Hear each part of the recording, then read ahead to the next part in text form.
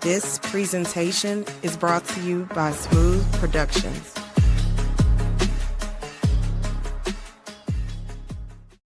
Welcome to another edition of your Wednesday Night Sports Delight, the platform sports talk show.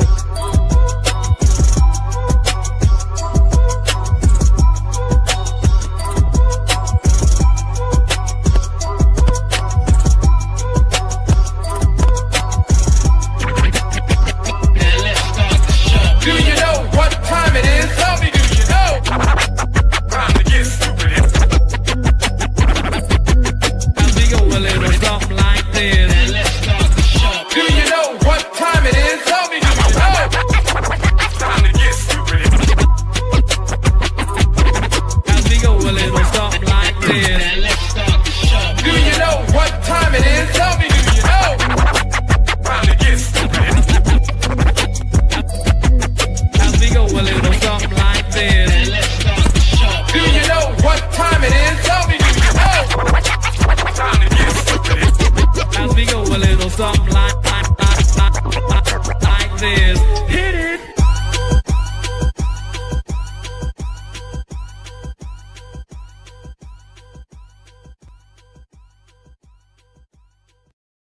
What's going on, party people? Got a question for you. Do you know what time it is? Tell them, do you know? It's your boy Smooth. Welcome to another edition of your Wednesday Night Sports Delight, the platform sports talk show. The main show is the last main show of the month because next week we have the man cave where anything can go down. Thank y'all for tuning in. What a wonderful time in sports.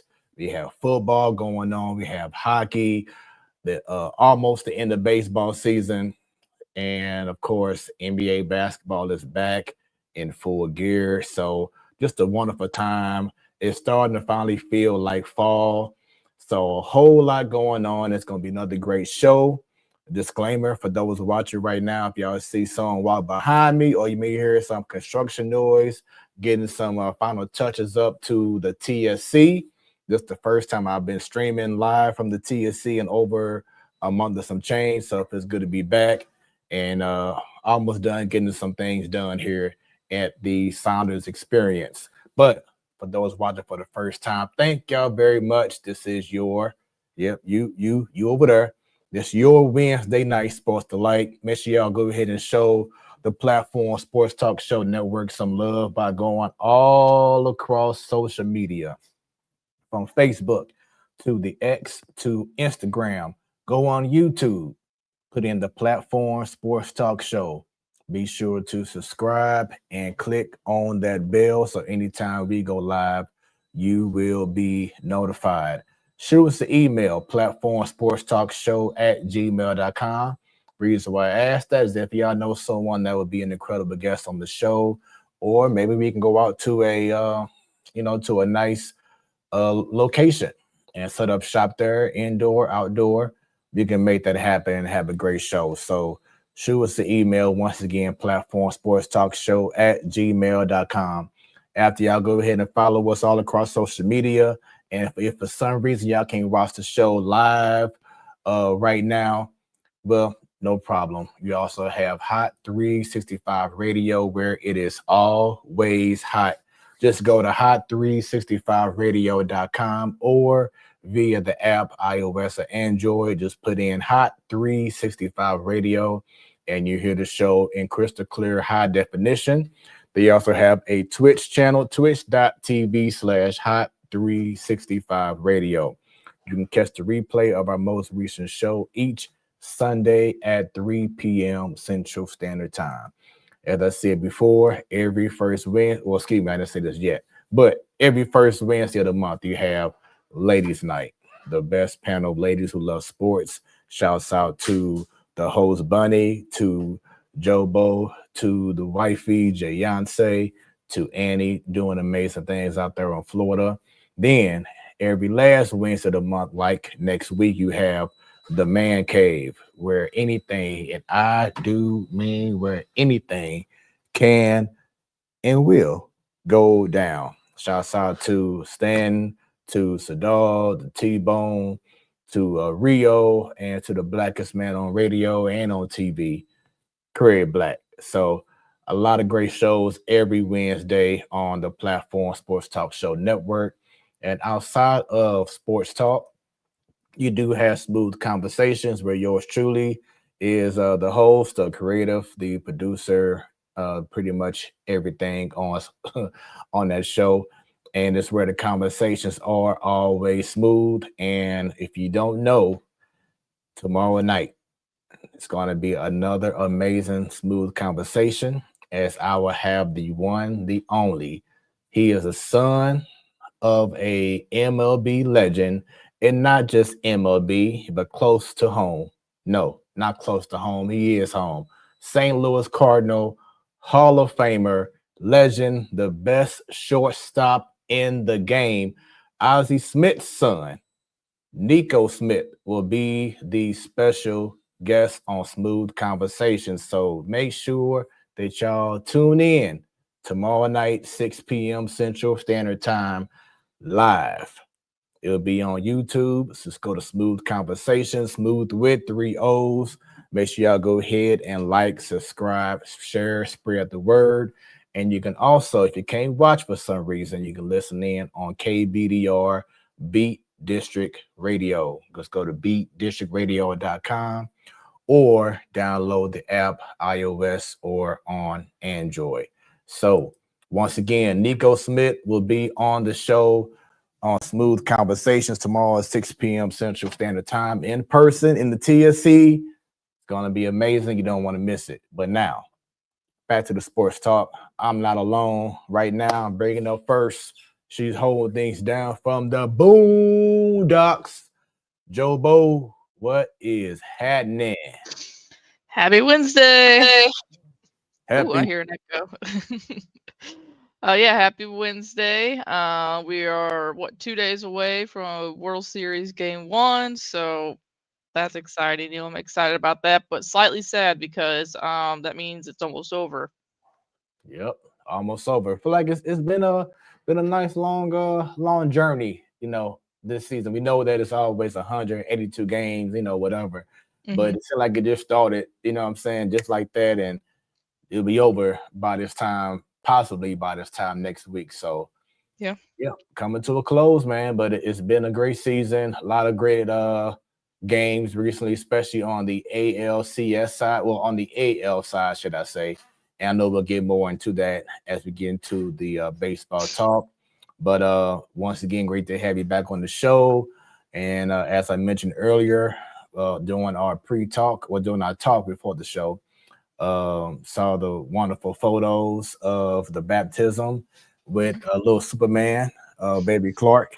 So I know that was a great feeling to have that out the way, huh? Yeah, I'm happy, we got that done. It's funny because someone mentioned that we were doing it kind of early, but I think we got Mia baptized at 2 months. So he's 4 months old now. He'll be 5 months in a couple weeks. But yeah, I'm happy. It was a beautiful day. Pretty much all the family was there that we wanted there, and everyone showed up and got to hang out. But like I told you guys pre-show, though, it's first 2 pours of water on his head. He was chill, and then the last one, it kind of shook him a little bit, but he was fine. He was fine, and his head kind of still smells like that oil that they put on there. How Catholics do it. So yeah, but no, it's. I love it, and I'm happy it happened. He looked very snazzy in a suit, so keeping that suit in his time capsule now. Yeah, I'll never forget that my mom told me that because I was baptized as a baby as well. And my mom told me that throughout the whole entire time, I was asleep. Asleep, yeah. I think Mia was asleep for hers, if I remember correctly. I mean, maybe once the water hits, it might be a little wake-up call, but yeah, Clark was awake the whole time, and he didn't cry once, so that was nice. Nice. Up next, representing the man cave, he was gracious enough to be on again. I think it's twice this month. And, football season is really kicking in, and that's this time of year. So he's back on the show. Started the show together 8 years ago, and just an amazing brother, man. I don't even call him a friend, man. I definitely call him a brother, man. That's who he's been. Very reliable, very loyal. Always have had love for this dude, man. Sadal, the selector, what's going on, Sadal? What is happening, man? I'm back once again on the main show. On the main show. Yeah, Make good sure to be y'all back. make sure y'all follow him. Y'all see the Sadal the selector all across them internets. Yeah, you can find me on them internets at Sadal the Selector. I be streaming sometimes and possibly at any time if you follow me on and you know, you never know, you may find yourself watching a DJ set. So hey, tune in because you never know when that might happen. Might happen tonight. I don't know. Stay tuned. Now, because he got all the green going on behind him, if he turns to the Incredible Hulk tonight, we'll know why, Joe. I don't get angry. I don't get angry too often, but hey, if y'all want to saw what I saw a couple weeks ago. Yeah, that I had to restrain myself. I had to apologize. Just a little bit of frustration, but I'm okay. Oh man, amazing times. But yeah, thank y'all for both being on the show tonight. You know, I never take any show for granted because y'all take a time out y'all day to be on here. Y'all been showing y'all loyalty, y'all commitment to the show. So I definitely want to just say I appreciate y'all for holding me down continuously over these 8 years, man. So much love to y'all. So let's get right into it, man. Once again, a lot of sports that we're going to talk about, and we want to go ahead and get into it. We are expecting to have Bunny later on the show, so stay tuned for that. But let's go ahead and get right into our first topic. You now have my attention. What sports story or stories has your attention? Jobo, you up first. Mine is semi-locally, but got the San Francisco Giants hiring a college baseball coach straight out of Tennessee Vols coach Tony Vitello. I said local because he is from St. Louis. He went to Mizzou. He coached Max Scherzer. So I mean, it's kind of cool, you know. It's the first time ever in baseball history that a team has hired a coach that hasn't had any previous, you know, MLB role at all. He's just straight out of coaching Tennessee, and he's actually making less money to become to become a Major League Baseball manager, which is kind of crazy to me. Like, he's still making, I think I saw 3.3 million, but it's just crazy that one, college baseball coaches can make that much, and two, that he's, you know, moving up to a bigger organization and making less money. But yeah, congratulations to him. That's going to be awesome, and I'm intrigued to see how it goes next year. Yeah, I saw that, and I was like, man, that's huge to take that step like that and be the first coach in Major League Baseball history. So, with that being said, do you see him being a trendsetter and seeing other coaches getting more opportunities now to come right from college to the pros? Yeah, I don't see why not. I mean, I think hockey does that, you know. They do that, and Tony Vitello is one of the coaches that I hear a lot about. So, you know, he's very well known, very, very liked throughout baseball as a whole.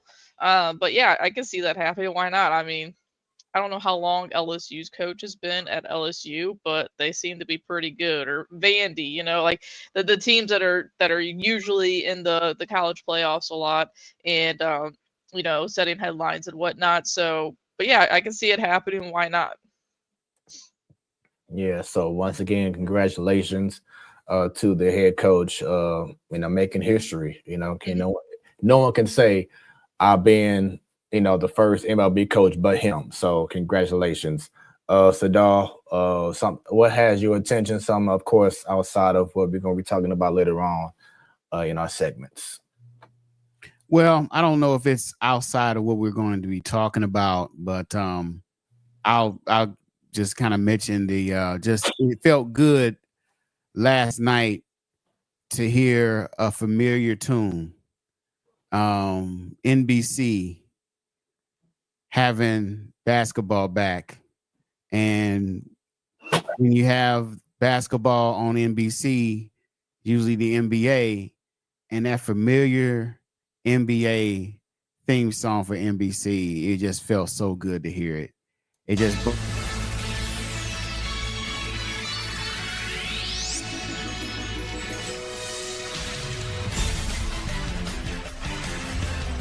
This is the NBA on NBC.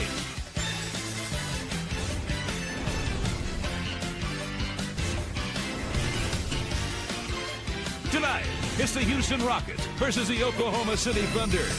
Welcome to American Express NBA Tip-Off. Those championship rings, the shimmering, shining, forever symbols of reaching the mountaintop, they've been handed out. The banner has been raised to remind all who enter of what happened here last year. But now it's time to turn the page. Begin the quest again with a familiar friend in town. It's the Houston Rockets and the Oklahoma City Thunder to get the season underway here in OKC. I have a question. So nostalgic, man. And I just remember the days back in the 90s, man, when I turn on the TV and you hear that same guy, that same voiceover guy say, tonight, it's the New York Knicks versus the Chicago Bulls. It's the Eastern Conference Finals. You know, it's just, I just think of Jordan and Pippen and John Starks and Patrick Ewing and everybody. I mean, just, Pat Riley and, I mean, all of the names, man. Marv Albert on the call. That's what I think about when I hear that song, man. It was just so nostalgic just hearing it. Joe, you had a question? So did Nelly take that music for Heart of a Champion? Yes, he did. I was like, that is Nelly right there, but you said the 90s. So okay. It's a dog, Joe, showing her age. Hey, I know, but that was a bop. And I probably never would have heard that anyways, because I don't watch much basketball. So, but yeah, that was Nelly to me. That was Nelly. Smoooth, what was your feelings when you heard that song again? Everything you just said, it brought up nostalgia, and we're gonna always have love for NBA on TNT. You know what I'm saying? They were amazing over the last 25 years. Still hate that. It's not, there, but the good thing is that they are on ESPN. I did see Inside the NBA earlier at 5:00 p.m. Central Standard Time. Then they'll be back on again, after the games today on ESPN. So nothing's changed, but they just on ESPN now. They have the ESPN logo and stuff for TNT. So everything is still the same. That's amazing. So, but with that being said, it was just really amazing. And once again, nostalgia to see NBA on NBC, seeing the intro come on, seeing, hearing the music, the great Mike Tirico, which he hasn't done a national televised basketball game in quite some time, to come back and like he never left. So it was just amazing. Something great to see. And there's something that I do want to add on to was, of course, we had the GOAT, greatest of all time, Michael Jordan, at halftime. And it was bittersweet because, we're seeing him, 60-something years old, just looking older. It's like, it's different. It's just different. But throughout the season, I believe every Tuesday they'll be having during halftime. I think it's MJ's Insights, something like that, where he would talk about certain topics every week. So I look forward to hearing that. I think next week he's gonna talk about load management, and I think that's crucial because he's definitely one that can speak about it because he averaged over 9 seasons. Like that, that 9-season span, like 82 games a year. So he played every game. Know what I'm saying? So he knows about not doing load management. So I look forward to getting his perspective on that. But yeah, just the feels, man. It was amazing. Yeah, we'll get into it, but it's also a reminder that things just aren't the same. And I Right. think we'll get into it when we talk about basketball. But and just give you my thoughts a little later on. For sure. So mine, I'm going to take a different turn. Y'all going to be kind of surprised with this, but I want to talk about AI and not Allen Iverson, but artificial intelligence. Yes, I do love Chat GPT. It helps out so much. So I'm not talking about that per se, but I'm also talking about I see these videos online, and it's like if you don't do a double take, sometimes a triple take, you think that it's actual reality. For instance, it was like a video of Pat Mahomes, and it was like after the victory celebration. I mean, the victory formation. Then he got the ball, and you know how they normally do dap up people. So a referee came in front of him. They dapped he paid the ref money, and then they kissed each other. It's like stuff like that that I saw that I was like, you know what I'm saying? It's certain things that people can think, oh, that's going on for real. You know what I'm saying? And then I saw a photo of someone of John Cena. This was when they were in Perth, Australia, and he took a picture, and it was someone that looked just like him. I mean, just like him. Yeah, a freaking doppelganger, a doppelganger, whatever the name is. Excuse me. But to find out later on that photo wasn't even real. It was a whole totally different looking person that took the photo, but he used AI and whatever else to make it seem like he looked just like John Cena.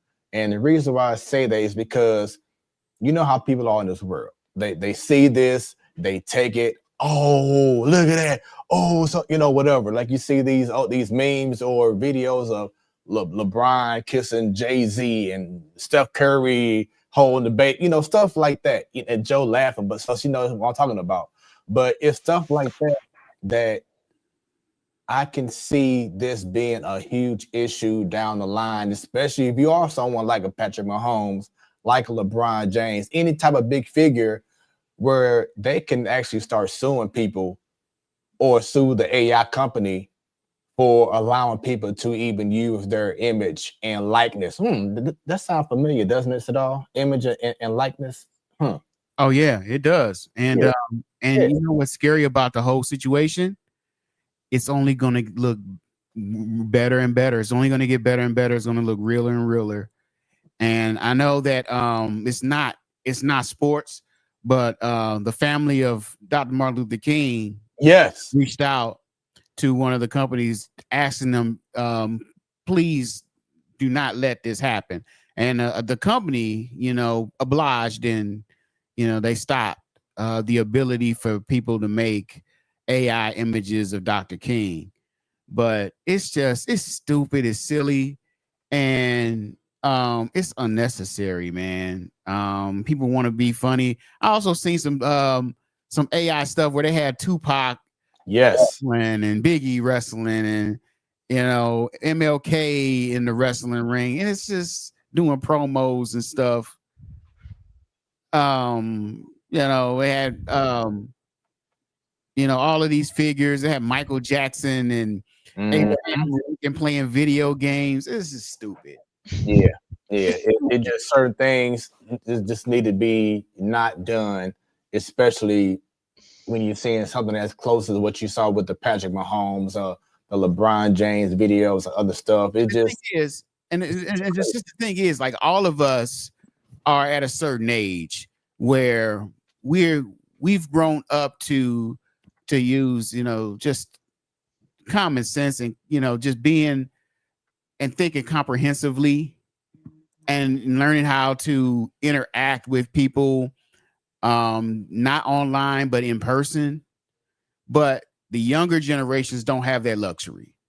All their lives is spent on the phone, so they don't have those skills of you know, interpersonal skills to discern what's real, what's not, what to say, what not to say, how to interact with each other. And it's all around not good for society, you know. And just because, you know, you people, human beings need that that connection with each other.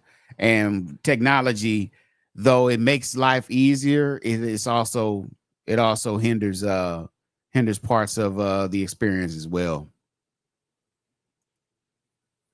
Oh, sorry. No, yeah, ChatGPT saves me a lot with work. I will say that.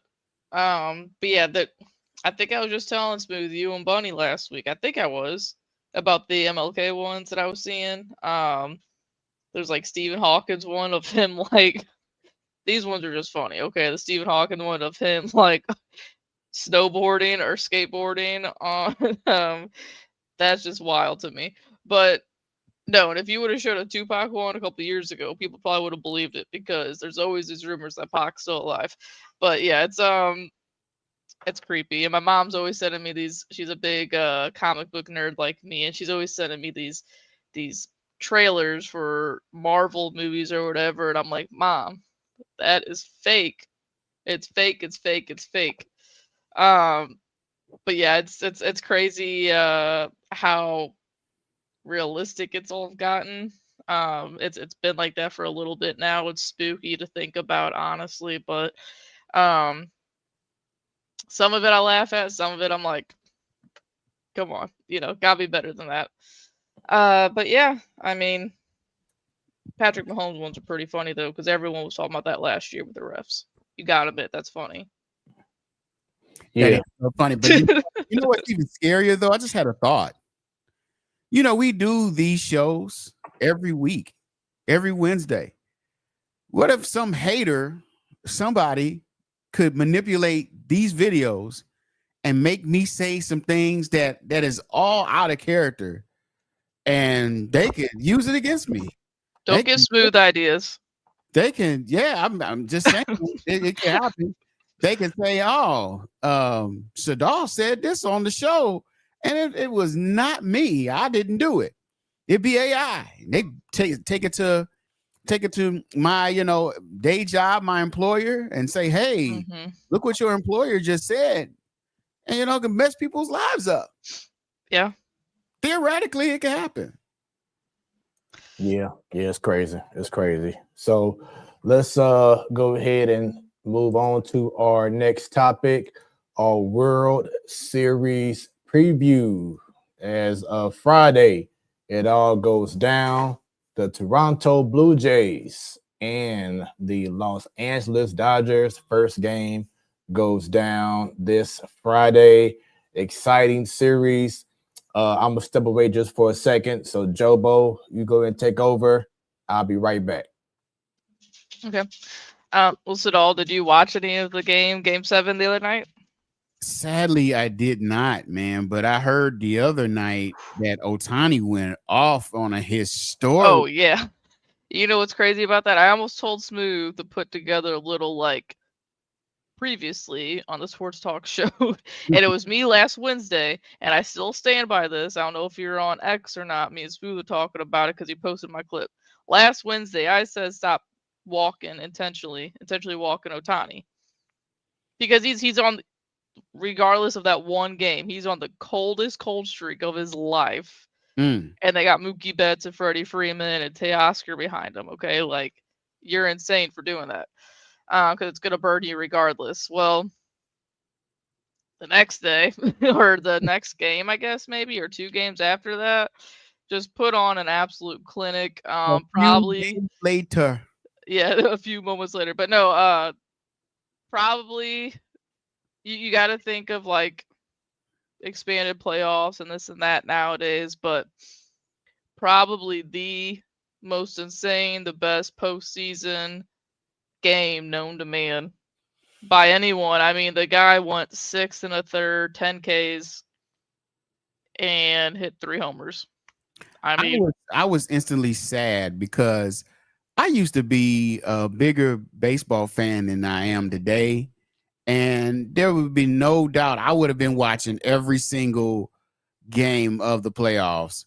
But of course, that was when the Cardinals was winning and actually in it.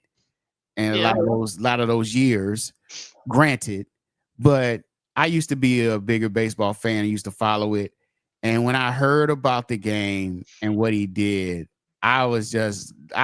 my stomach literally sank. Like I really missed it because I caught a lot of great moments in baseball history over the past 30 some odd years I've been watching baseball, and I missed the possibly one of the greatest performances in playoff history. Yeah, I mean, yeah, it's it was pretty insane. Like I was just like, babe, Otani hit another one. Like, and our Man. daughter loves Shohei Otani. She And then calls him turned around and struck out 10 people. Yeah, yeah. And you know what's funny is during this game, I was like, let me just, because we want to get, she has a Yachty jersey, but it's very small on her now. So I'm like, she needs a new Cardinals jersey. I want to get her a Mason Wynn jersey, but she just loves Tawani so much, and so I was like, let me look to see what I could get for her birthday. It was showing people buying these things at that very moment. Like people are like, oh, my kid needs this jersey, you know, like it was just wild. But off the shelves. Yeah, literally. But no, I mean it's.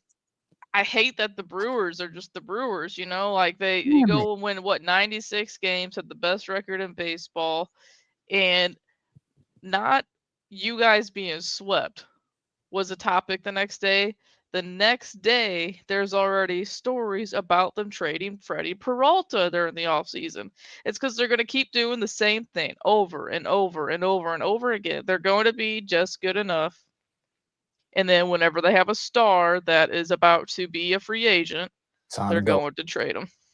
It's such the Brewers way, man. And I was hoping for a Brewers Blue Jays World Series because neither team has won. So it'd be a guarantee. Correction. The Blue Jays have won. I'm sorry. In the 90s, the Mariners. I was thinking about the Mariners. They won 2 years. I'm sorry. Yeah, the Mariners haven't even been to a World Series. For those two teams to win. Sorry. Yeah. Two of them. But no, so I mean, so you got just a total spanking on the Brewers in that series. Like, what a boring series to watch. You know, as a baseball fan, if you're a Dodger fan, like, woo, our team, you know, but like you're playing the Brewers. Everyone knew that was going to happen. But then on the AL side, woof, that was a series right there. I was happy last Wednesday we were watching that we were at least going to get 5 games. We got 7. We got 7. And oh my gosh, it was beautiful. You know, so Mariners won up 2-0, won the first 2 games in the 6th, and then they go back to Seattle. And then they sent it. They won one of those games. Blue Jays won 2. And the one game that the Mariners won at home was electric for them, you know, like Mariners fans haven't seen anything like that in 24 years, you know, and 30 some years, you know, since Griffey rounded the bases to score the winning run. Yeah, and then you had Cal Raleigh, big dumper, doing his thing, hitting home run number 4 that night. You know, going to Toronto, they have 2 chances to win 1 game, and they couldn't do it. But that game the other night was insane because, you know, it starts off Julio with double scores, and then 2 innings later, Julio with a homer. You're like, I can already see it. Julio's getting the MVP. And then the next inning, Cal Raleigh hits one. So that's his 65th homer of the year, which is insane. And then it's looking a little bleak. You see Brian Wu warming up. You're like, he's nasty. They're going to shut it down. And then you just had guys that just put the ball in play, get on base for the Blue Jays. Andres Jimenez, who has hit 2 two-run homers in Seattle. He sacrificed bunting them over to second and third. And then George doing what George does, hits a Springer dinger and sends them to the World Series. I know there was a couple, you know, that Mariners still had chances to score, but just George Springer doing what he does. That's why the Blue Jays signed him. Dan Wilson, the Mariners manager, you're an idiot. You put in your best pitcher, put in Andres Munoz, and you're probably going to your first World Series ever as a Mariner. You can't say for sure, but I mean that's the biggest moment of the game. And you put in a guy that pitched 2 innings the day before. You don't do that. Munoz only pitched, I think, once in that series before that, because he pitched the next inning. Then he throws him in there the next inning. So I don't know. Just I mean, like, I'm thankful he did that. Like, I don't want the Mariners to go to the World Series, but I don't know. So it's cool. It's exciting. I will say, I know Ohtani had like the greatest game ever known to man, but that was the only game he did anything, and he won MVP. Vladdy had an amazing postseason up to this point, which, by the way, he's only struck out 3 times so far. That's insane. But George Springer sends a whole country to the World Series, and he doesn't get MVP, but Vladdy does. That, I don't know. That's a little weird to me. I think it's just because Ohtani's Ohtani, and then Vlad is Canada's son, I guess. I don't know, but I just think it's kind of weird. Ohtani does one good thing out of 10 games or whatever it was, and then George Springer sends him to the World Series, and he doesn't get the MVP. Like, I'm sure George doesn't care. He's got a World Series MVP and this and that, but I was like, that's George's. George should be winning the MVP, but whatever. I love Vlad, and hopefully the Blue Jays win, but I don't know. You guys know how I feel about this. It's the Dodgers. They're probably going to win. I hope it goes 7. Yeah, it's going to be 2 electric fan bases, as I've been saying. I love watching a Toronto Blue Jays home game, man. The energy is just amazing. We know how it's going to be in LA, so it should be a great World Series, man. I'm hoping that it'll be a 7-game series. But once again, as I've been saying, congrats to Manfred, because it has been exciting. I know people don't, and I understand it. You know what I'm saying? People don't like, what he has done and the whole 9. But when it comes to the World Series, it has been amazing. I will say, though, because I think it was like game 1 of the ALCS, where either game 1 or game 2, where the ABS system would have definitely helped out, because there was a portion of the game where I think it was like the first batter of the game. Rosarena was up to bat, and game 2, that's what it was. And he actually struck out, but it was called a ball. And then he walked. Next batter up, I think it was a home run. Julio homer. Yeah. And then on the flip side, you had something similar happen to the Mariners, where they had someone that it should have been an out. Then it called it a strike. And then next man up hit a home run. It's like, man, if the ABS system was available this year, which for those who don't know, it'll be official next season. So when that happens, that's going to be a game changer. But what is the ABS system? I've been away from this game for a while. You go ahead and explain, Jobo. It's the automatic ball strike system. So they use it in the minor league system right now, but and you only get so many challenges, I guess it's gonna be. But that little box you see on screen. Yep. So if a pitcher or a catcher believe the ball that was just thrown that was called a ball was a strike, they just do a little tap on the head. They'll review it on the big screen. And if it even nicks it, if a little seam of the ball hits that box, then it's a strike. Vice versa. If a ball is called a strike and the batter doesn't agree with it, same thing, taps his head, and vice versa. If it's right, then it's right. They keep their challenge. If it's wrong, they lose that one challenge. I can't remember how many challenges they have throughout a game.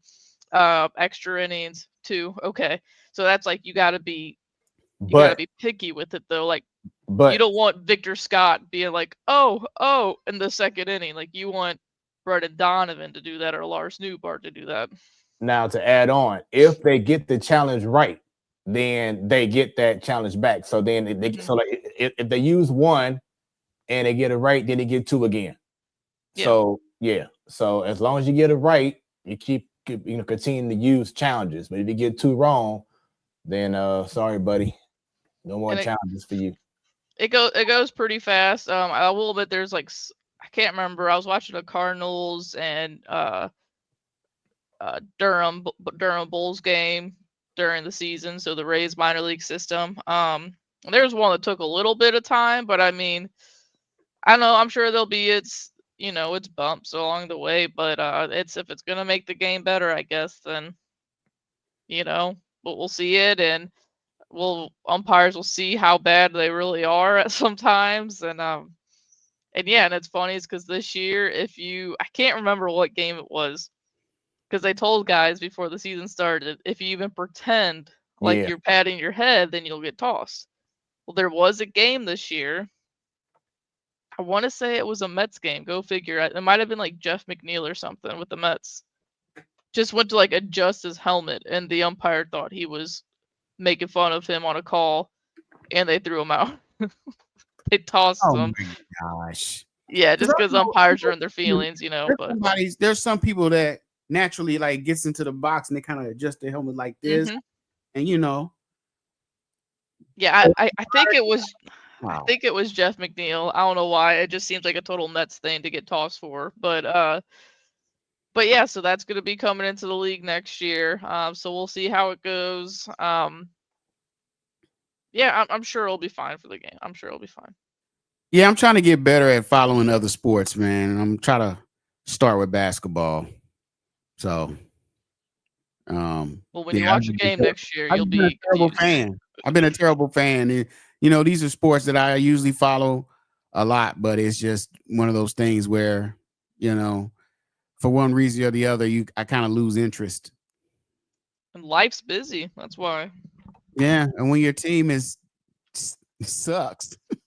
Yeah. I mean, like, unless you're just a person like I can and just sit there watch all 30 games. Like Sunday, I'll start off with the Yankees, and I'll go to the Pirates, and then I'll go to the Cardinals game and the Ash. It's just like these new names that you spew out on the top of your head. I used to know these names, like the Cal Rowley's hitting 65 home runs in a year. Like, what? I've never heard of this guy. Big dumper. Who is he? Because when I told Sadal about Ohtani's game, how he had 3 home runs, he was like, "Are you serious?" Wow, he had 10 strikeouts. Yeah, it's man, my stomach dropped. Like, I remember, like one of my first memories. I was telling Smoooth Saturday was the '91 World Series where Kirby Puckett went off. He caught a home run, and then like his next at bat hits the game-winning home run. We'll see you tomorrow night. I mean, that was my first baseball memory. And just catching these moments, and then the biggest moment of them all I just totally missed. Oh man. Well, catch a World Series game if you can, because I mean the Dodgers have all the stars in the world, and then the Blue Jays, don't act like the Blue Jays are just some small market team. They're 5th in payroll. But they got Vladdy Jr., they got George Springer, Bo Bichette's supposed to be back. I mean, he was hurt. Okay, I know what. Yeah, he hasn't played once. So Alejandro Kirk is their catcher. He's a short, little, chunky dude, but he could swing the bat. Okay, yes, he can. He can swing the bat. They got little guys like IKF. IKF was playing for the Pittsburgh Pirates this year. Signed just a little 1-year deal and gets traded to the Blue Jays at the deadline, and now he's going to the World Series. Like, could you imagine that? That's Isner Kiefer Falefa, right? Isaiah Kiner Falefa. Okay, Isaiah. Yeah. Okay, there we go. Yeah, IKF. But Andres Jimenez. I know names like Pete Incaviglia. Right. Yep. Well, it's crazy. It's like if Max Scherzer wins with the Blue Jays, he's going to have rings with the Nationals, the Rangers, and the Blue Jays. Like 3 completely random ass teams. Like he could win another ring. And then also to turn into music, it's kind of ironic. Oh my gosh, you're going to pull this so good. Yes. Yeah, you already saw it. Toronto versus LA. Drake, Kendrick Lamar. Hey, I do have a question for you guys though. Not just recent bias. If you could listen to one for the rest of your life, who is it gonna be? Their whole whatever you want to call it, library of music. Who would you guys rather listen to for the rest of your life? You gotta Kendrick. pick one. Kendrick? Yeah. I'm going Drake. I'm sorry. Drake was my high school. It was a lot of my high school days, and I'm going Drake. Yeah. So to break this tie, I have to go with Joe. I just feel like Drake had just like a more impact in a lot of people's lives, music wise, like for a bigger span of time. It was the same span. They came out the same time. But I'm saying Drake was more popular and had more hits out there, more known hits from beginning to now. Mm-hmm. Don't get me wrong, I like Kendrick, but yeah, he had more help, bro. Same here. Ghost Riders and stuff. Ghost Ride the Whip, huh? Yeah, I mean, for me, Kendrick, he had more songs that really meant something to the culture. You know what I mean? Instead of just your typical girls and whips and chains songs, party song. He really had some songs that really meant something to a lot of people. That's why he's in the in the national museums now. Mm-hmm. So his music definitely has more impact.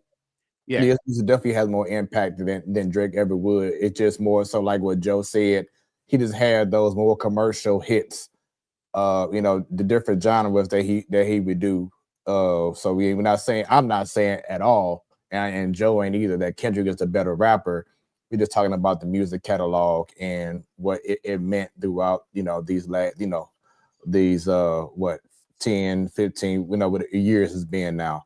That's just my point of view. But yeah, Kendrick, if you say who you want to fight your battle to the death, I'm gonna say Kendrick Lamar. You know what I'm saying? That's a no-brainer. He already won that battle, and so maybe Drake will win this one. I don't know, but I think Dodgers probably gonna win again. I hope I'm wrong. Yeah, who you got winning the World Series, though? I got the Dodgers. Okay. All right. Well, speaking of predictions, let's get right into some NBA predictions, and we're gonna have a little twist on this.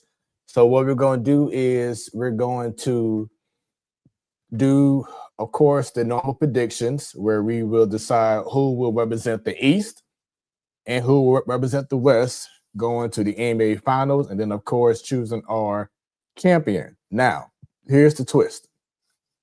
We're going to also start off with who we want to see go to the finals and the champion. So I will go ahead and start off first so y'all can kind of get the feel if y'all don't know already. So I'm going to go ahead and do my who I would like to see. Who's my dream matchup, or who I think will be good for me to see in the league. And I'm gonna take these two teams that have story paths. It's the battle of New York and LA. And I'm gonna start off with the New York Knicks, because of course we know they haven't been to the finals since the days of Patrick Ewing, John Starks, and the whole nine. And how great it would be for TV to have New York Knicks in the finals. They were almost there last year, but thanks to Tyrese Halliburton and the choke job that the Knicks did, that Knicks didn't make it to the finals last year.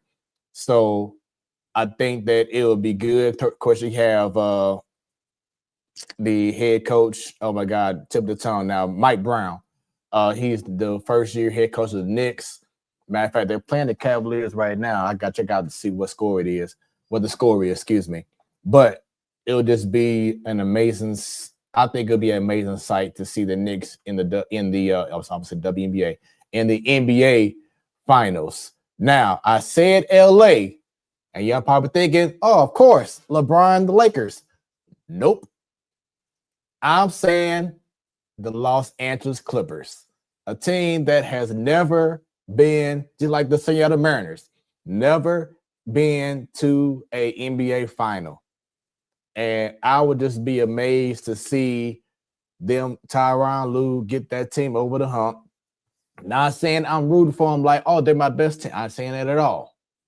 But I'm just saying what I would think for me would be an interesting NBA finals to have the Knicks, a story franchise that people have been starving to see get back to the top and go to the finals, and a team that has been ridiculed for God knows how long for being good in the regular season.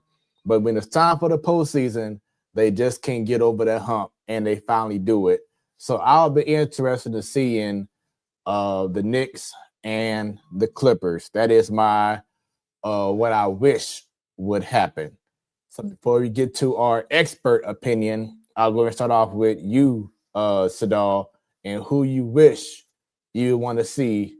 Oh, and I'm sorry, the NBA champion. I would probably go ahead and say the Knicks. But now, Sadal, who do you wish? Well, you stole mine. You stole my wish. I also want to see the Knicks and Lakers. I also want to see the Knicks and Lakers in the finals. It's just, it goes back to the nostalgia, man. It all goes back to that. Two franchises, it takes you back to all the classic names of the two franchises, and I'd like to see the Knicks win. Now, who I think realistically is going to do it? Hold on. Oh, okay. Joe, you up next? Oh no, I'm sorry. Who's your champion between the Knicks and Lakers? Knicks. Okay, Joe, you up? Oh Lord. Now I'm the NBA expert on this show. There we go. You hear that at all? Not you. Not Okay. Smooth. Me. All right. Shoot. Real quick. Is Halliburton just like done for the whole year? All right, 'cause I saw Tatum talking crazy saying he wants to play this year, so I wasn't sure how that was working. Yeah, Halliburton's done. Okay. It'll be a miracle if he comes back. It'll be like a John Cena moment when he appeared at Royal Rumble back in the early 2000s, but no one thought he would come back so quick, and he did. So that would be the kind of surprise if Halliburton came back. Okay. I'm not gonna say the same teams you guys are saying. So, you know what? I'm gonna say the Cavs. I like to see the Cavs. Okay, they were pretty good last year, and I was not expecting that because they sucked the year before. I think it was. So I'm gonna say the Cavaliers and Rockets because Okay. I gotta stick with H Town. Okay, and who I would like to win that is the Rockets. All right, so now we're gonna put on our expert hat. There we go. And decide who do we feel will go to the NBA Finals. And I'm going to say by default, because you brought up Halliburton injury with the Pacers and also Tatum. With those two guys being out, that's going to really hurt their teams throughout the regular season and make it hard to get a good seed and to go deep in the playoff, because in the Eastern Conference, the way I'm seeing it is definitely not as loaded as the West. But with that being said, I see the Cavaliers going to the finals. They were this close from getting past the Pacers, but once again, Halliburton. But they're coming back, better team. Added some good pieces, and I feel like this can be the year that they can go back to the NBA Finals, where they haven't been back since LeBron James left back in 2015, 16, something like that. So I have the Cavaliers going. And then in the West, I do want to say this because I did see last night's games. And of course, I would love to say the Lakers once again, but I just can't. I think there's a lot of tension starting off with LeBron James ever since Luka's been on the team. Not saying he's hating on Luka or anything, but from just the outside view looking in, it just appears that something just isn't right with LeBron and Lakers management. And I may be wrong. This could be speculation, but I just want to put it out there. It just seems like LeBron may feel like he's getting put to pasture, which I mean he's been in the league for 80 years. So it's almost time for him to go ahead and clock out. But to see that the Lakers organization is now Luka's team, not LeBron's, I think that may mess with his psyche a little bit. Plus, now he's getting injured a lot. That's why he didn't play last night. He may not be back until November. But when I saw Golden State last night, when I saw OKC last night, I'm seeing teams in which they have a identity. Golden State, they move out the ball fast. They pass the ball around fast. They set up guys for great shots. OKC, their defense is amazing. Their tenacity is like they have an identity. And even with LeBron James, when he comes back, I'm not sure the Lakers have a identity that can win important games, especially in June. So with that being said, I'm going to choose the defending champions, OKC Thunder, to go back to the finals and to win again. It's unless, and it's just knock on wood, because we saw what happened last year with Tatum and Halliburton and Dame Lillard. Injuries can happen where you don't expect it. But this team is young. They just learned this past season how to win. They hungry for more. They have a chemistry that you rarely see nowadays in basketball. And that's a chemistry that can stay with this organization for years and years, just like how Golden State was for that period of time. I can see OKC being the team that everyone was like, hey, okay, don't do their thing, to now everyone loves to hate because they keep winning so much. I can see that possibly happening. So with that, Cavaliers, OKC, I have OKC winning the whole thing. Sadal, what about yourself?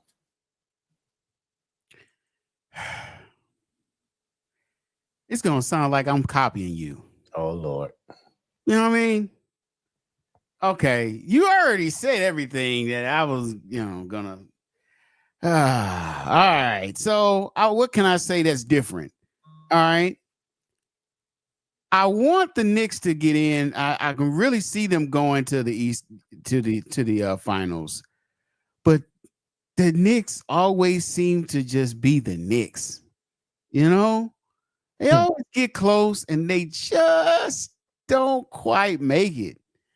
And the only other team I see is, with like you said, the Pacers and Boston being kind of down, is the Cavaliers. So I see the Cavaliers going to the conference finals. And then on the other side, I really like the kid out of Minnesota, Anthony Edwards. And Anthony Edwards. I like what I see. I like the player. And I, really see them having a shot, but I with me not really knowing a lot of basketball, I don't know who they have around them. I know they got semi close there last year. They could get close again, but I can't see anybody beating OKC just because of the things you said about the chemistry and the team. And I'll say this about it. It's refreshing to see a team like OKC and not see a super team players that come from hodgepodge, all these other places, and come together and try to win. There's no loyalty, with the game, and they kind of touched on that in the pre-show, in the NBC pre-show, how it used to be. That's the way I like that. I like just teams that you can just follow and you can see players come up and get developed and get better and have the team develop around them and go, instead of trying to get all the good players from these other teams. OKC didn't do that. They formed from the ground up, I like what I'm seeing out of the organization. Everybody's young, even the coach. And I see them going on a run. So I think OKC is coming out the West, and I see them winning the championship. A back-to-back championship for the first time in what, 7-8 years? So that's what I see. All right, and now it's time for our basketball expert, Joe. all my cuties are hurt, so I can't pick them. Can't pick my guys. Because that's what I depended on. But you know what? I love when New York fans are hurting with their sport teams because I just can't stand New York and their fan bases. But it's gonna happen at some point, right? So I'm gonna go Knicks. Like you said, they were so close last year. It's gonna happen at some point. And I'd rather it be a basketball team that I give zero poops about than the Yankees or the Mets. So I'm gonna go Knicks, and then I'm gonna go Jaime's team, Golden State Warriors. And you know what? I don't want New York fans to have all the joy. They can get a little sliver, so I'm gonna have the Warriors winning it. Uh-oh. You might see an appearance from the wifey. She might set up shop upstairs now and get online and say, "That's my girl, Joe." Yeah, that's my my expert opinion. Oh, there she goes. There she goes. Shouts out to the wifey. So yeah, that's our NBA predictions. Now let's get right into some Joe Knows Blues NHL talk. Blues are still struggling at home right now. Just lost last night to the Kings in overtime. But Joe, just give us your thoughts, in regards to the Blues in the early season and your thoughts about NHL overall so far. Well, NHL first overall, like I was saying, pre-show is Detroit Red Wings are actually playing some pretty good hockey right now. So that's an eye-opener because I know that was a big rival with the Blues way back in the day, but I found myself kind of rooting for them. I think it was 2 years ago when they came Jaime. Whenever they came like a point or a game away from actually making the playoffs, that's when Perron was with them and stuff. So that's interesting. Utah is playing good right now, which is or I guess the old Coyotes team, but yeah, that they're playing pretty good. And what's their mascot? The Mammoths or something like that. They just had their they just had their mascot reveal on their home opener, which was pretty cool. And then the Golden Knights and the Avalanche are they've just undefeated so far. Uh-oh. It's that time. Got Harley Quinn behind us with their little thingy. All right. Oh. There's Clarky. Look at the camera, not me. No, right. Okay. Oh. Okay. Love you. You want to say hi real quick? No. No? Okay. Say, We'll get nope, some not this time. All right, I'll be up soon to give you a hug kiss. But yeah, so Vegas and the Avs, they haven't lost any games just yet, so that's usual. And then as for the Blues, I mean, it's a slow start, I guess. I mean, it's same as last year. The power play sucks so far. Like what? How are they not getting better with this yet? I think I heard last night they're 2-13 on the year, and probably worse now because, like I said pre-show, I fell asleep before 10 o'clock, so I didn't get to see that whole game. But yeah, and I think they won one game at home so far. So Right. it's so far it's kind of just the same story as last year with the team as a whole. I know there's some guys that are hurt. Maybe Lucic will help whenever he's there to be kind of a force and crush some guys against the boards. And same with Sonny, but I don't know if it's just because we got so many young guys on the team or what. But I mean, it's early. It's still October. I'm not counting them out of making the playoffs like they did last year. So hopefully they get some rhythm going here soon and just go on a little run. But yeah, it hasn't been the funnest watching yet. Yeah, and my only takeaway in regards to the Blues is just you keep hearing the same old story. This has been going on since Chief was coaching, where you have too many, excuse me, independent contractors. Everyone wants to just do their own thing and not come together and not doing what's best for the team. You keep hearing about how these guys they start off as if they're not interested. I think I heard after the game yesterday how Jim Montgomery was saying that after a win, when players come in the next day for practice, it's like they don't have the energy. Like, you know, they act like they won the Stanley Cup because they won just one game. They don't have that mindset of we should expect to win a game. You know, there should be an expectation where we don't lose 2 in a row.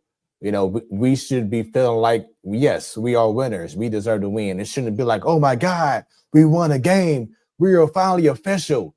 You know, so that's what I'm getting is that, and it has to start off with your best players. You know what I'm saying? Because they set the tone. They have to be the ones to say, guys, we need to play like we need to act like we've been there before. And stop acting brand new as if we haven't won a game before in our lives. Where's the energy to start off a game? Like, there's no way that you had an amazing away game where you won, then you had a couple of days off, and then your very first home game, there was no energy. That you just can't do stuff like that. And you can't be a winning team if you had the kind of mentality. Mm-hmm. Yeah, I don't know where you look at to start that though, because like Shen, you know, he's the captain, but he's always the one that's trying to scrap with someone to get the boys fired up. Like, you shouldn't have to have a fight with someone every game to get the boys fired up. That shouldn't have to happen. Don't get me wrong, it's fun for the fans to watch and it gets us fired up, but that shouldn't have to be a wake-up call in the second period when you're already down a goal or two to get everyone going. And it's crazy because, I mean, I know a lot of the guys from 2019 are gone, but you still have a handful of the guys there. You know, like you have experience on the team. You have guys that have played in playoff hockey before. And another thing so far that's been kind of surprising is I think when it's all said and done at the end of the year, that our goalies Hofer and Benner will probably be the best like 1-2 in the league.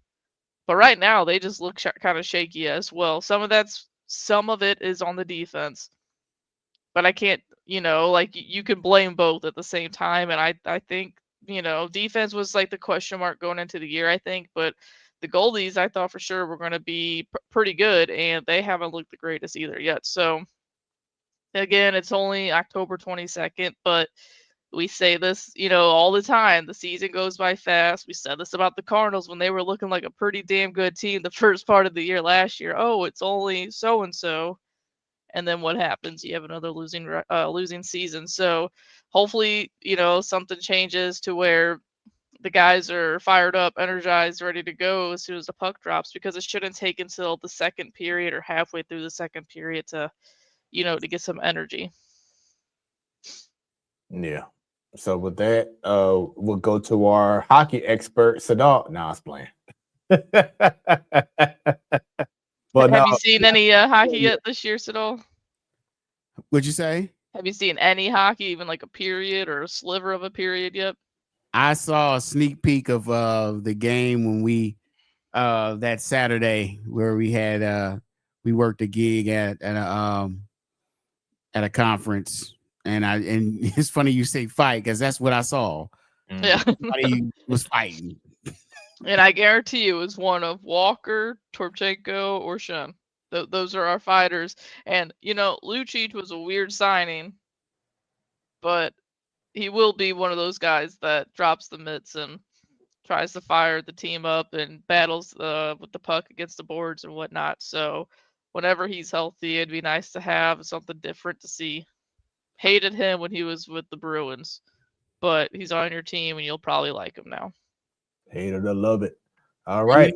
I still want to go to a hockey game. Yes, we got to go to one. That's our goal for this year, man. Is to just take you to a hockey game, Sadal. Yes. Got to make that happen.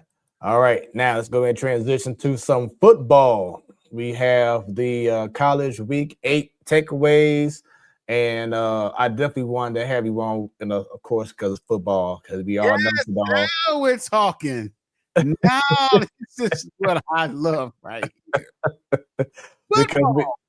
Because we all know that football. Oh my God.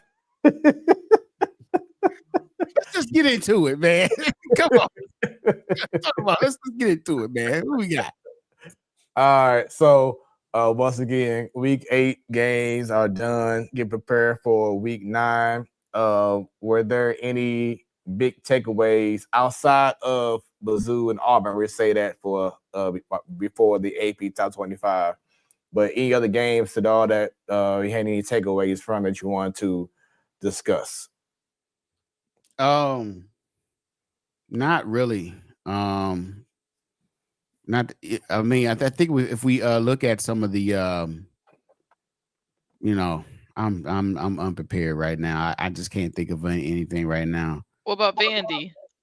Vandy looks impressive. Now I'll say that about Vandy. That quarterback is Diego Pavia.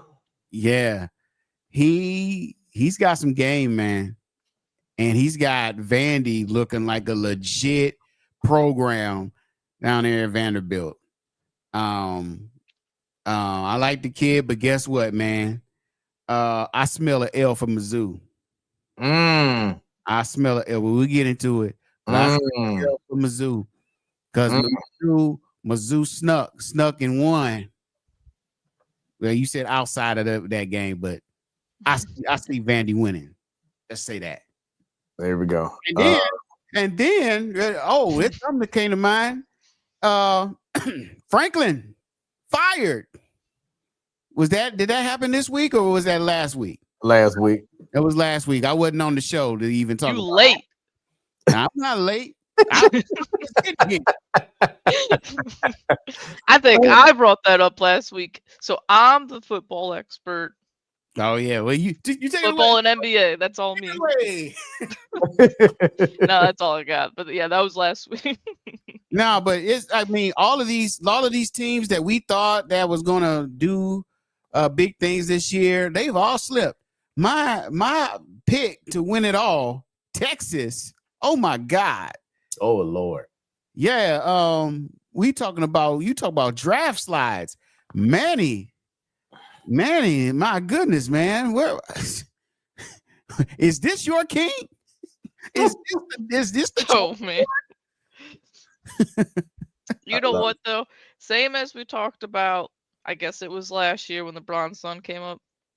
When you have that name stuck to you, it's just you have that name stuck to you and it's 2025 and social media is a thing. It can't be easy. I'm sorry, it can't be easy.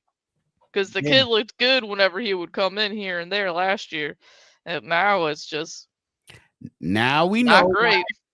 Now we always people questioned it, but now we know why Quinn Ewers was starting those last 2 seasons. You see why? Mm-hmm. Yeah. So but yeah, it's parity all the way around. I think we were talking about this last week. It's just a lot of teams. There's no legitimate number 1 team that's automatically gonna go and win it all. It's a lot of parity, and just in time for an expanded playoffs, it's gonna make for an interesting playoff run later this year because I can't even call it. Who's the best team in the country right now? I don't even know. Even the number 1 team, you can't call the best team in the country because that could change next week.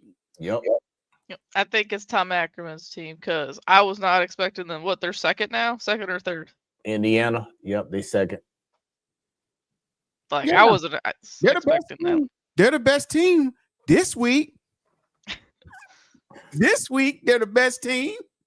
So let's go ahead and get right into it, man. Mizzou and Auburn. You and I was both at our separate residences watching the game, and I was texting you back. You know, we were going back and forth, especially during the game. I'm like, how is Mizzou looking so terrible on offense in the first 3 quarters?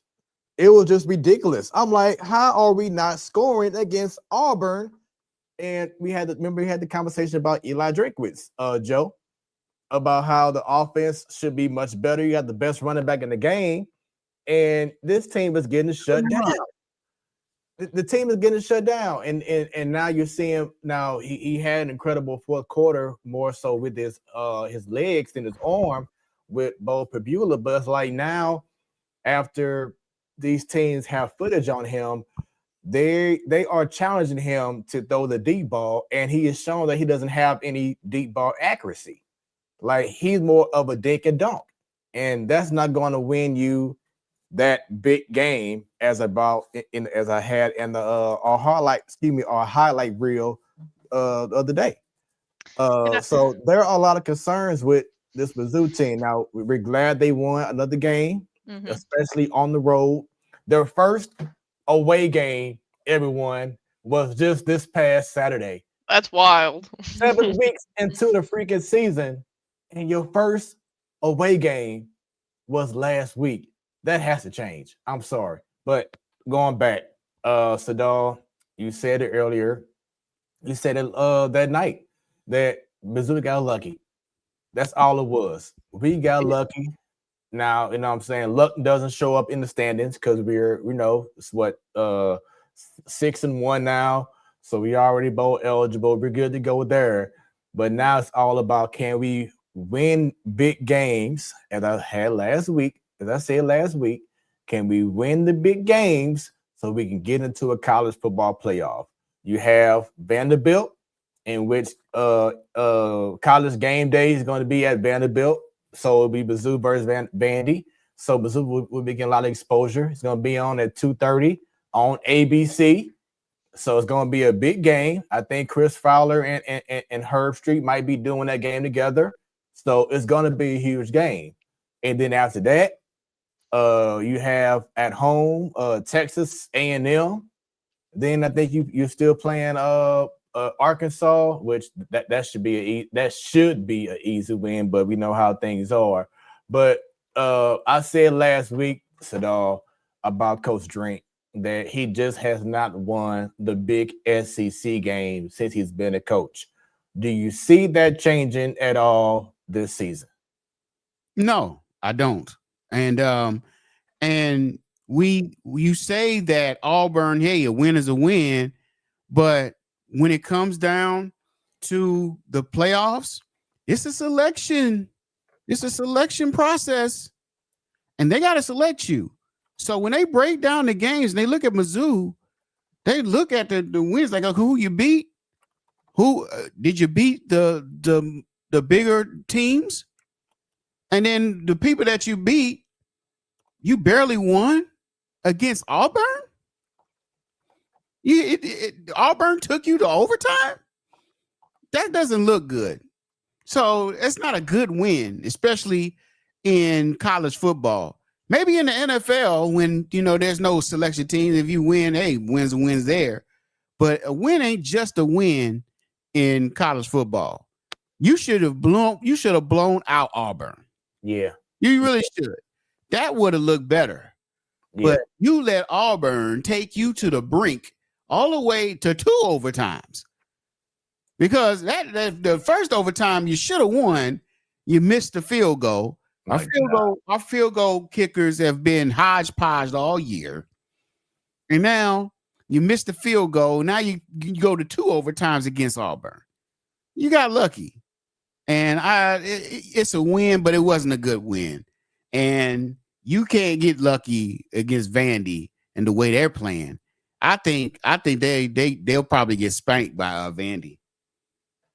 And if they do, then that's it for their chances of going to the college football playoff. Yeah, because like you said, it's not just about a win; it's how you win. And that should have been a game last week where they go to Auburn, go in that environment, and just kick ass, and they didn't. And you have to be convincing for them to choose you to go to the college football playoff. I want to add on. I said they have Vanderbilt this Saturday. Then next week they host Texas A&M, number 3 team. Then they host Mississippi State. Then they go to Oklahoma and play 13th ranked Oklahoma, and then they end off at Arkansas. So you have to show that you are that deal in the SEC and not a tease. Can Mizzou do it? It's to be determined. To be determined. But Joe, earlier you asked about the AP poll, so there we go. Sadal, you ready to go ahead and get into it? Can you see it real good? Yeah, I got mine. I got my standings up as well on my screen. All right, cool. So number 25, we have Michigan. At number 24, we have Arizona State. 23, Illini. 22, we have Texas. 21, Cincinnati. At number 20, we have LSU. Number 19, we have Louisville. At number 18, you got the South Florida Bulls. At number 17, Tennessee Volunteers. At number 16, we have Virginia. Virginia. Number 15, Joe, MIZ. COU. Yes, at number 14, we have Texas Tech. At number 13, Oklahoma. At number 12, Notre Dame. At number 11, we have Yale. That's BYU. I'm about to say BYU. I'm tripping. I'm like Yale. No, it can't be right. BYU. It's like the old Yahoo sign. Yahoo. That's BYU. At number 10, we have Vanderbilt. Number 9, the U. Number 8, Ole Miss. Number 7, Roman Reigns, old school, Georgia Tech. At number 6, we have Oregon. At number 5, we have Georgia Bulldogs. At number 4, we have Alabama. We have number 3, Texas A&M. At number 2, we have Indiana. Hey, Tom Ackerman, as Joe said earlier. And number 1, still there, the Ohio State Players. Now let me stop. The Ohio State. So I have a question though. So what's the Longhorns record right now? They are 5-2. So say like their teams. See, it's also weird to me because they probably play bigger teams than the Tigers do. I'm assuming Mizzou does. But like, say they finish with a game more loss, like a worse record by 1 game. I can still see you because you say they had to vote you in or choose you, select you. Yeah. They're gonna select Texas. Maybe it all depends on strength of schedule and how you do. Yeah. I'm just saying, I think they want the bigger team in there, is like Yeah. the more well-known team. Yeah, because I'm looking here at their schedule, and they faced Ohio State. They faced Florida sucks. They faced Oklahoma. They will be facing Vanderbilt. They will be facing Georgia. They will be facing Texas A&M to end the season. So it all depends on how they do in those games. That's a strong strength of schedule, and it's stronger schedule than Mizzou. yeah, Oh, and if they win a couple of those games, yes, they can be chosen, and they might get bumped up into the standings, and depending on how they do too. So they're low right now, but they can bump up, and some of those teams can come down. be like B2K, bump. All right, so from college to now the NFL, let's get right into these games that move this away and add this on. There we go. Let's get into these games. Any games, excuse me, from last week, from week 7, that caught your attention. Start off first with the old man game, Steelers and the Bengals, where surprisingly Joe Flacco was the better man against the Steelers and Aaron Rodgers. What about that game, man? Man, some call it the Unk Bowl. Yeah. The Unk Bowl, man, did not disappoint. Joe Flacco, he just joined the team and then he just wrecking shop. Right. My goodness. And you know what? And Joe Flacco always finds a way to beat the Steelers. Yes, he does. He always does. It don't matter what team he's on, he's gonna beat the Steelers. It's just crazy, man. They didn't even disappoint. That was a good game. My preseason pick for the NFC North, the Bears are showing life. Ben Johnson got them boys playing. Man, we just rolling through these things. Hold on, man. We just like passing up some games, man. We just that one game we didn't even talk about. We don't need to talk about that other team. Wait, man. What are we doing? Talk about the Rams and the Jaguars, in which it was a blowout in London. The Rams are looking good, and I'm gonna go ahead and pause it so Sadar can have his Rams moment. No, I'm just it's enough said right there. I was just saying, you just rolling past these doggone like what you're doing. Come on, man, stop. Price is right. Let's see. Spin the wheel. All right. Nobody wants to talk about the Saints and Bears. The Bears won because the Saints suck. But like I said, the Bears are looking impressive. This Browns and Miami, my God. Oh, shoot, my God, the Raiders, they didn't even score. Right, they got shut out. Like, man, let's see. It's all bad, man. I thought Pete Carroll was going to come in. Bears and Saints. I thought Pete Carroll was going to come in and really do something, and he hasn't. This is a pretty good game. Eagles and Vikings. You know, Vikings tried, but they couldn't stop the Eagles. Let's see, the Panthers. Yeah, that was textbook right there. You know, Jets haven't won a damn thing.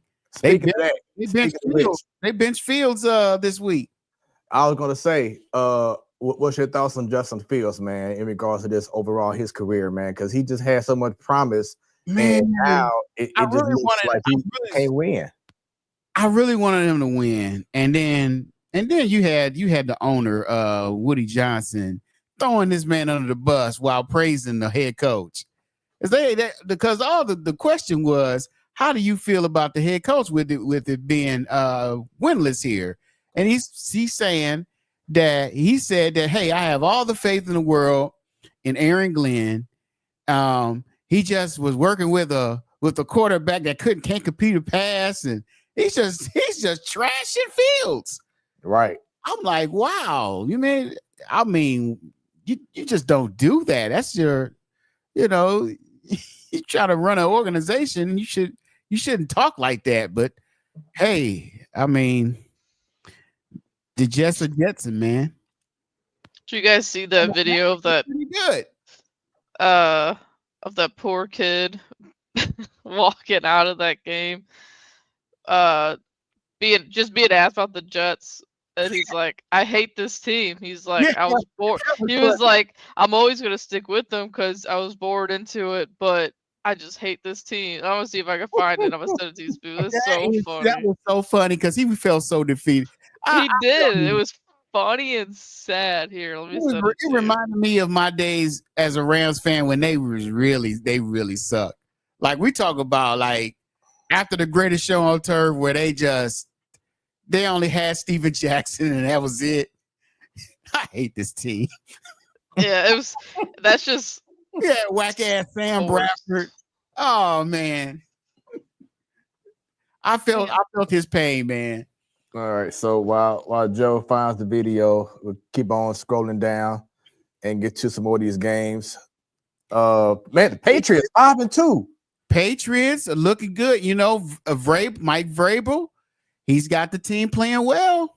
This game right here, Broncos and Giants. I was watching this game with my cousin, Jesse, and he's a huge Broncos fan. And when he came over to the house, the Broncos was like down like 17, 19, nothing, something like that.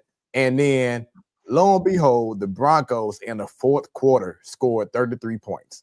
They were down deep in the fourth quarter by multiple possessions. 5 minutes to go, and they somehow, some way found a way to get back into the game. And then even then, it didn't look good because Jackson Dart. Here we go. Hold on, let me go ahead and go back and then unmute it and see what happens. See if I get your thoughts on the game. I don't hear no sound. I hear it. Yeah, I hear it. Oh, I don't hear it on my end. That's weird. See if I get your thoughts on the game. I hate this team.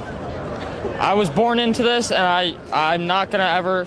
I'm always a Jets fan, but like, I hate this team.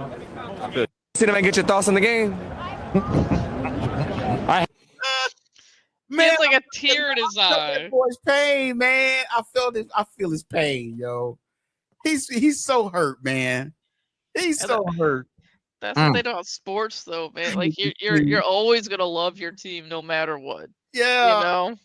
I felt that way about the Rams in the 2000s, and I feel that way right now with the Cardinals. Yeah, I feel this way. I hate the Cardinals right now. Oh, I hate the Cardinals, man. But I love them. Yeah. It's never gonna change. It's sad though. Poor kid. He was just born into that. He was just born. Like at least we saw some winning, you know. Yeah. He'll get better, kid. Oh, he'll get better, kid.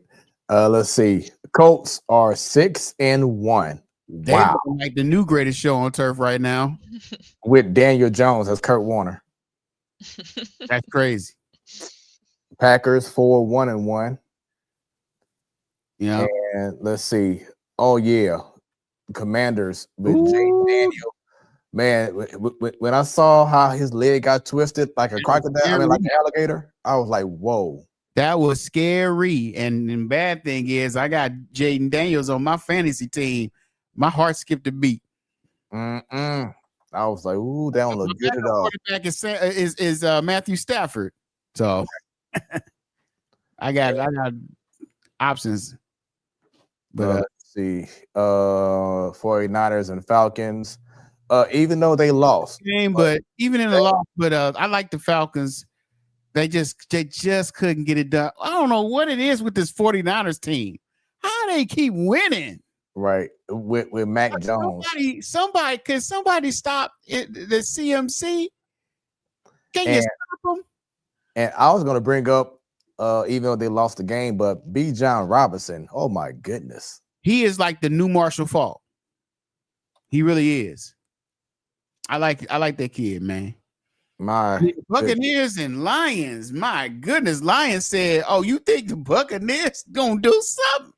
Right. Shoot, watch this. Mm-hmm. Man, Bucks are dealing with a lot of injuries, and they just lost Mike Evans too. So that's they did. That was nasty. That's brutal. I mean, He Baker didn't look. Got a concussion on the same play.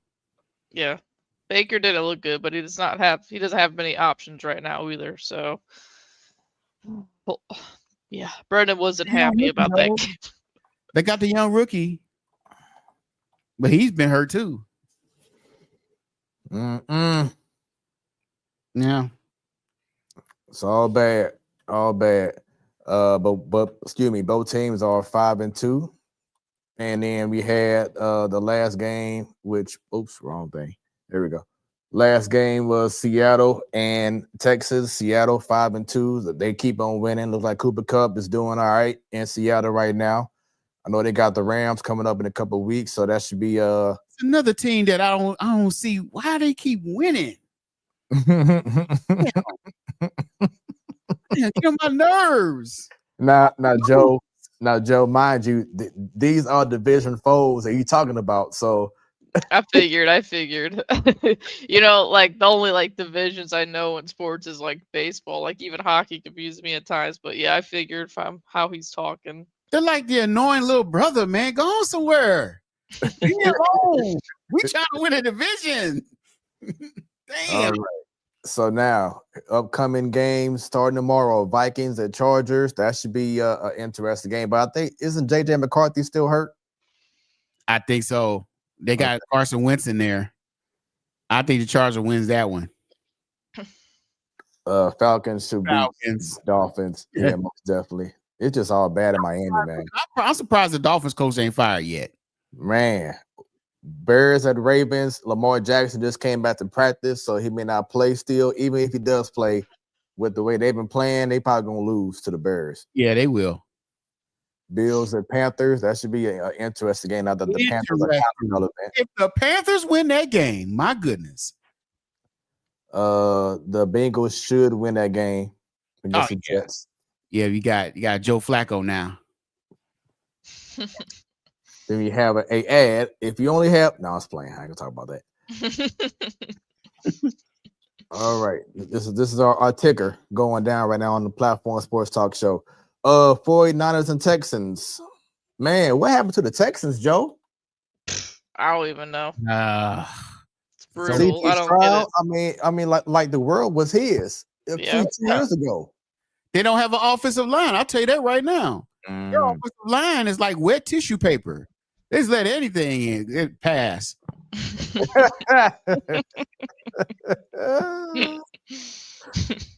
See, Browns and Patriots, man.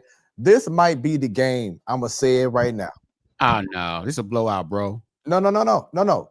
This might be the game where we finally see Shador. I hope not. I hope Shador, and it's no knock on Shador. I like Shador, but I hope he doesn't get in right now, because if he gets in right now, they'll have all the excuses in the world. See, I told you he wasn't good enough, because the Browns suck right now. Let Dylan Right now, the Browns always suck. Let Dylan Gabriel suck for the whole season and have them feel it, and then you put Sanders in there. Browns always suck. I don't know what you're talking about. I'm just saying, man, because it'll be any small excuse for them to write off Sanders. It'll be the year if they throw him in there right now. Wait till they play like the Jets or the Dolphins, and then start them off slowly. Let's see here. We have Giants and Eagles. Ooh, now this is a good game. I don't know. Really? I don't know. Oh, but because of Jackson Dart? Yeah, he's been playing pretty good. Okay. And and Scatterbo. Yeah. I've always liked him, as a running back, but even in his college days. I love that dude's name. Scatterboo. Let's see. Cowboys or Broncos. Could be kind of intriguing. Yeah, kind of. Yeah. You know what? Stephen A. Smith brought up something, I think today or yesterday, saying that the Cowboys are still going to make it to the playoffs, but he has Dak Prescott right now in the running for MVP. Your thoughts on that? I'm gonna steal a Stephen A. Smith line. Uh-oh. You got to stay off the weed. Should be an easy game for the Colts as they face the Titans. Yeah, we have Packers and Steelers. Ooh, Packers. Yeah, don't know. Next Sunday night on NBC. Another toss-up. Yes, sir. Okay. Probably another good game. And I always liked watching those two play because it's just like old school teams. Yeah. And great fan bases. Yeah. Ground and pound. Pause.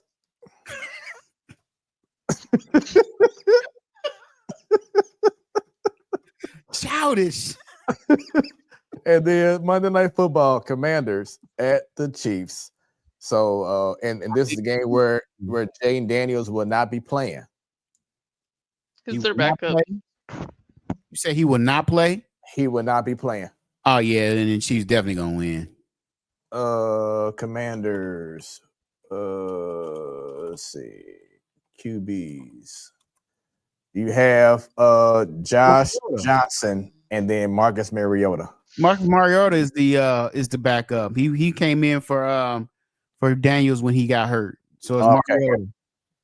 There we go. So that is our NFL talk. Everyone, that is our show for the evening. Did you have any last takeaways from this show, Sadal? No, man. I just feel that I've been out of the loop of sports in general, just talking about baseball and basketball and just talking about the nostalgia of it all and some of my old memories of watching the games. I really want to get back into it, it's that I kind of want to. It's never the same. It's never the same when you get back into something that you used to like when you were a kid, especially with basketball and baseball and the way it's been run over the past few years and how the product has kind of diluted over the years in both leagues. It's going to be hard, but I really do want to get back into it. We'll see. So don't do yourself a favor and especially because Smoooth talked about it, how he loves watching games in Toronto. Watch a World Series game. Game 1 this Friday, game 2 this Saturday in Toronto. Superstars galore, really. I mean, the biggest payroll and the 5th biggest payroll. It's guys going at it. It's Blake Snell versus I don't know who the Blue Jays are tossing out there game 1. I don't think it'll be Gaussman, but who knows? It might be Max Scherzer at this point. But tune into a game because the atmosphere there is great, and you get to see Tawani and Blake Snell, Yamamoto, Freddie Freeman, Teoscar, George Springer, Vladdy Jr. All it's a nice batch of talent. So tune into one of the World Series games. And I don't know who the heck you were talking about. now, I was gonna say Mookie Betts. You got Mookie Betts. Okay, Mookie Betts. Yeah, I was gonna say Sadal. Now, us being old school, I know you're familiar with Vladimir Guerrero from back in the day.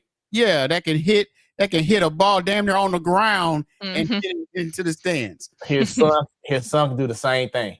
When I say the hand-eye coordination is crazy, like Joe brought up earlier, he rarely strikes out. 3 times this whole entire playoffs. In 11 games, he's only struck out 3 times so far. I remember there was a time where Vlad, the senior, hit a ball off the ground and hit a home run. Yeah, I think it was in Baltimore he did that. Yeah, he bounced and he hits a home run. Like, what is this? Yeah, hand-eye coordination, man. I wish the Cardinals had better hand-eye coordination with their batters, and I wish they had better players. Well, that's the thing, though. We're talking about it today on the radio. If the Cardinals, like the Blue Jays, how their lineup is just like kind of perfect because it's like I'm gonna say so the Dodgers have the highest whiff rate from their pitchers, and the Blue Jays have the lowest swing and miss rate in all of baseball this year. So, the Blue Jays, they have power. They have guys that just put balls in play. And the third time that Vladdy did strike out this last game, it was like a 8-9 pitch at bat. They know how to wear down pitchers. Those are types of guys that you need to. You're not gonna find Vladdy's growing on trees, okay? But like those types of players where you can hit 25, 30 homers, have some average, and you just wear down pitchers. That's the type of thing the Cardinals need, or honestly, every team probably needs that because there's too much swing and miss. But I don't know, they're fun teams to watch play, so you check in on some World Series action. Starts this Friday. Yeah, right. Should be great, man. Did you have any last takeaways, Joe? I know you just promoted Major League Baseball, but did you have any other takeaways? Hey, and I don't do that a lot with Man Fraud up there. But no, I just wanted to ask you who do you got Smooth for the World Series Dodgers. games? Just too much. I'll go ahead and say 6. Yeah, that's what I'm thinking too. Sadly, but I hope it's as Albert says, the Booyays. I hope it's the Booyays. Oh, and because I was telling Sadar about going back to Otani, what he did, but it was like even during the game and after the game when they clinched the pennant, it's like his aura, like he acted like, oh, this ain't nothing. This is what I do. You know what I'm saying? It wasn't like He's a freak. Oh, you see that? Oh, yeah. No, it was just like okay, let me just clock out. I just done my job.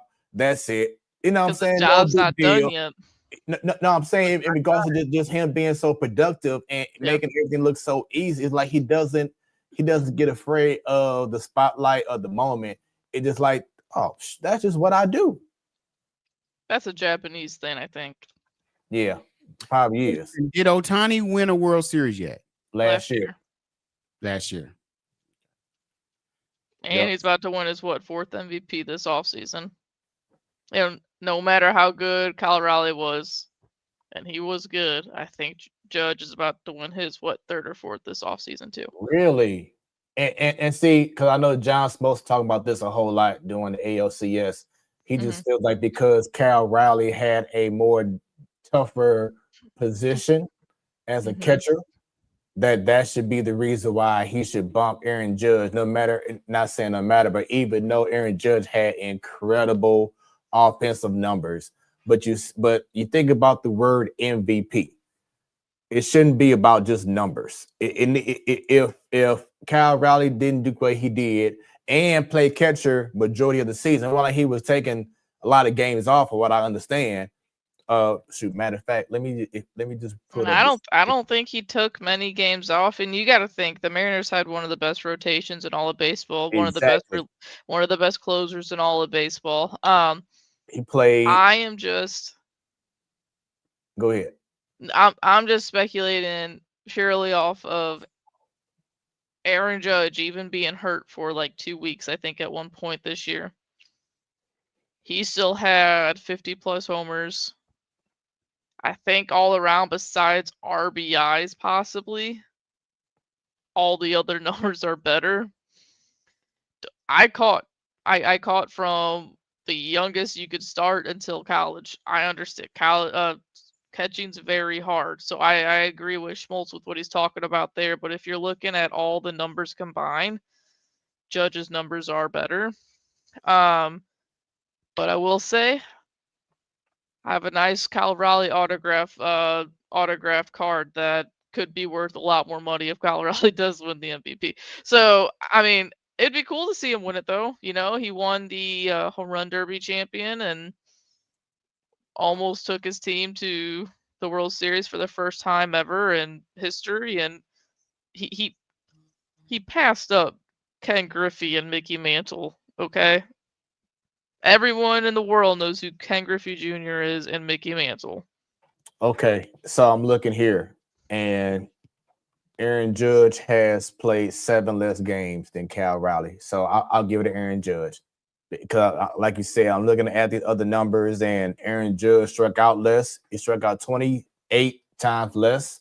He's walked more than he's walked 27 more times more than Cal Raleigh. So that means that he has at bats taken away from him.